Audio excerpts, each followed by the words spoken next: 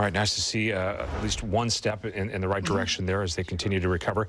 Let's talk about our weather, shall we? Yes, it's been a very nice stretch. Pleasant weather, and it continues. I got to tell you, big picture still looks pretty quiet for the next week. That doesn't mean it's all dry. Okay. But I think that means we have a dry weekend, just barely. Some showers will come in Sunday evening. But kind of quiet out there this evening. A lot of people on the beach. Clearly, the beach weekend has begun. That's our Shiloh and Seaside Camp, 49 degrees out there. And dry over Vancouver, 54 degrees on the waterfront walkway there. In Vancouver, and then Willamette Valley Vineyards, 48 degrees. I see the little wine pods are ready to go. 48 degrees out there. So today wasn't as crazy warm, still above average. I mean, 50 is typical this time of the year on February 2nd.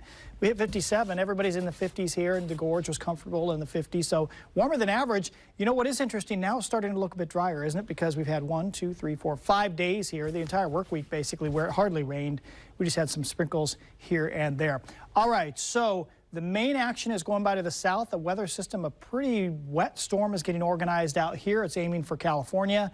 And then we just have this little, like this lost little weak weather system sitting offshore. It was a strong storm like 4 days ago, and it kind of cozied up against the coastline. We think it heads south tomorrow. That leaves us with mainly showers over in eastern Oregon, nothing here. So speaking of this storm developing west of California, it's a strong jet stream overhead.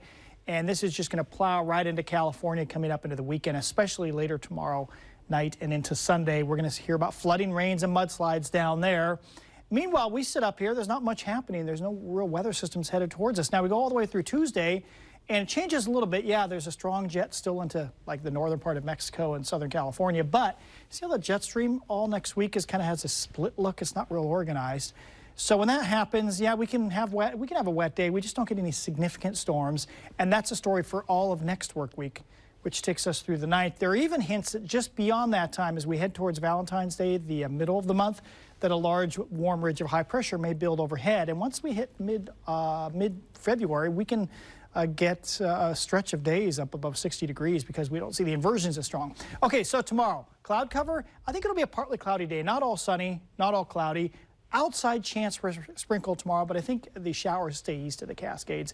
And Sunday looks really nice as well, but then here comes some moisture left over from California, lifting north. Sunday night, it does turn rainy, and just in time for the Monday morning commute, gray, kind of drippy, a gloomy Monday coming up. So enjoy the weekend because your Monday is going to be pretty gloomy. So a bright day tomorrow, 52 for a high temp. And the weekend, pretty good. Breezy east wind does return if you live out on the east side of town. Not strong, but it will be there Sunday afternoon, Sunday night. So that'll make you feel cooler than that 53. And then dripping cool as the wind dies down on Monday. Beyond that, Tuesday, Wednesday, just a shower or two each day, kind of like we've seen these last few days. Probably dry Thursday. And then maybe a more organized warm front comes in with some drips and rain on Friday. High temps do cool off a little bit down into the mid to upper 40s. And we'll start to see some frost at night, some nights in the outlying areas. But weather shouldn't affect your life too significantly over this next week, which is good.